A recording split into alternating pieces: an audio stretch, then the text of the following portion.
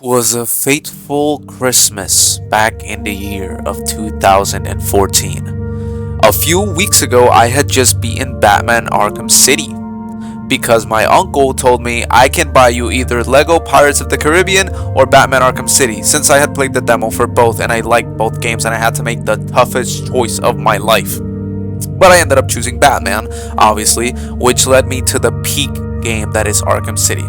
I beat it. I beat Riddler, which was an insane achievement for me at that age. I think it was like 8? Nah, younger. Anyways, that doesn't matter.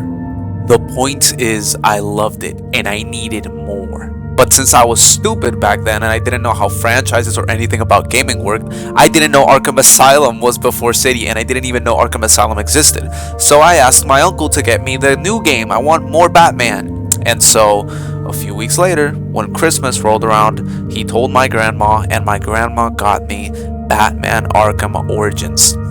I was so hyped. I woke up very early in the morning, ran to that Christmas present box, I ripped it open, and I found the game. I started it up, and I just started seeing this amazing menu, the Christmas music coming in, and I could not wait to get into the game.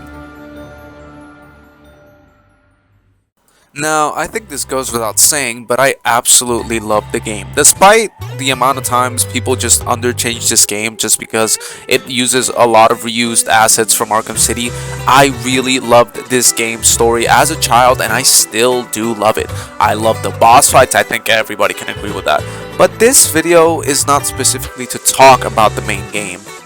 As great as it is, there is another factor, another thing this game had that absolutely gripped me.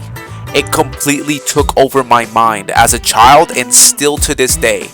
And it is insane to me that we have not heard a peep about it since, and nothing like this has ever been done again.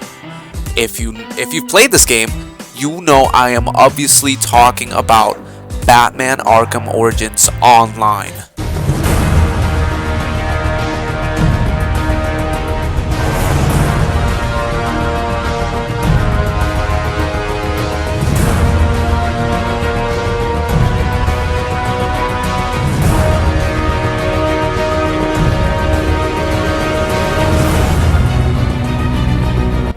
From the moment I saw the main menu to my first game, I was absolutely in love with it.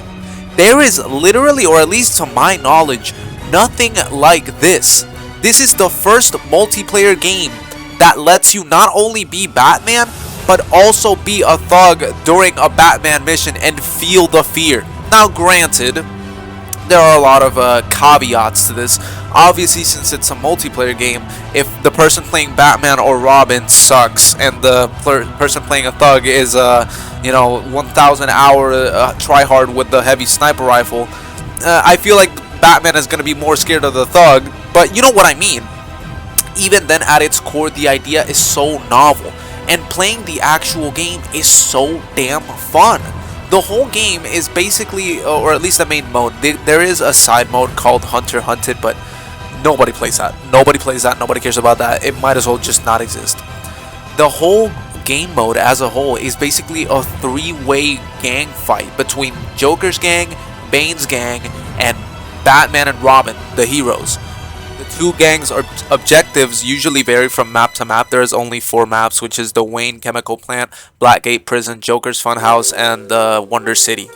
But in all of the maps and basically every match, the objective between both of the gangs is for them to kill each other and capture points and basically deplete their reinforcements until one of them is completely wiped out.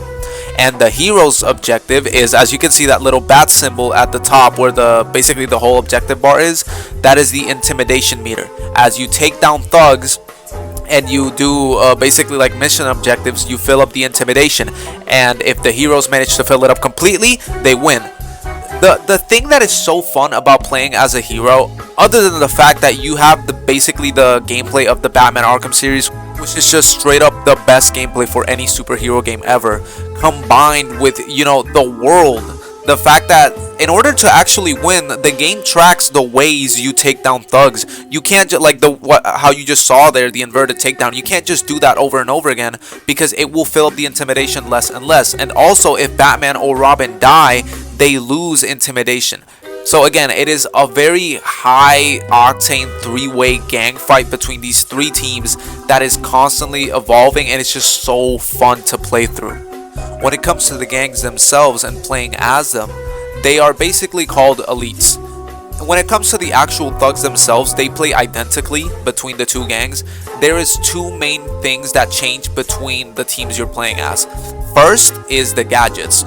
The Bane gang has things like a tactical dart, which will stun and mark enemies, or like ultra wave shock pulse, which is just like a big shock wave, or as you see there, the UAV drone, which throws missiles.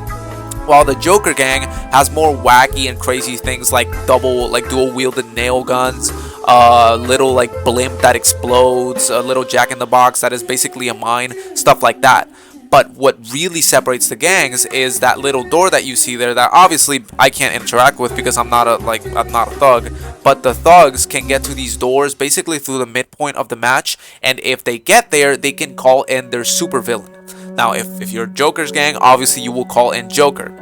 And if you're Bane, you will call in Bane. Now, I'm really sorry, I don't really have footage for this right now because it's something I'm going to get into later, but it's really hard to find games for this, and I could just not. I was really close to getting Bane once, but I just couldn't. But you will see there that Joker comes into the match, and playing as Joker and Bane is the most fun you can have in this. Bane is an insane, basically just one-shot machine that just a Hulk of a man that just runs around the map and can one-shot anything he touches, and he also has a ground pound and a rocket launcher. Joker is a bit more difficult to play because he has less health than Bane, obviously, but he has powerful guns, mainly a revolver that just one-shots and also collats, and also ricochets bullets off of corners, and a one-shot melee, though Bane also has that. Bane is better in the close quarters as you would expect, but Joker, like I said, is a bit more difficult to use, but has better ranged weapons that can cause a lot of damage. The mixture of all of these factors put in together makes this mode such a damn fun time.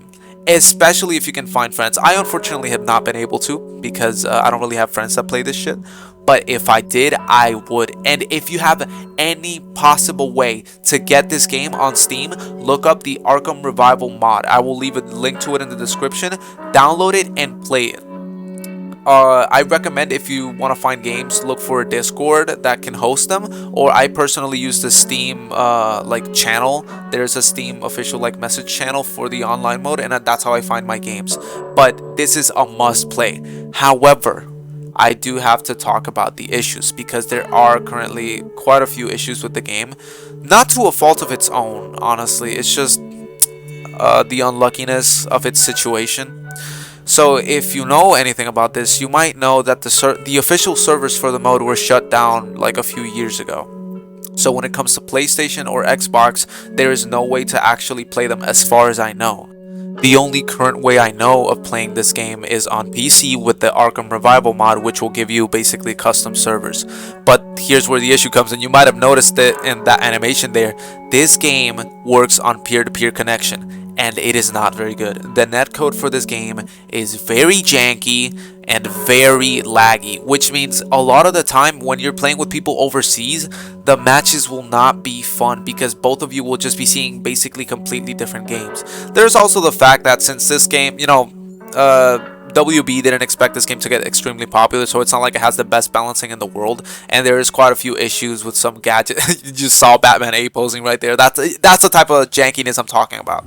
But if you can get through it, if you have this game, if you can find a game, I 100%, I am begging you, play it, because there truly is nothing quite like this game.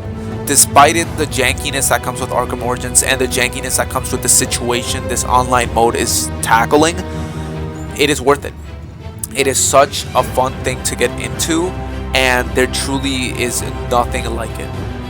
But yeah, I wanted to make this video just to express my love for this mode and what it means to me since I've been playing it basically my whole life. But yeah, I'm glad you stuck around to watch. If you did, leave anything in the comments. I answer to every comment. Like, subscribe if you feel like it, and have a great day.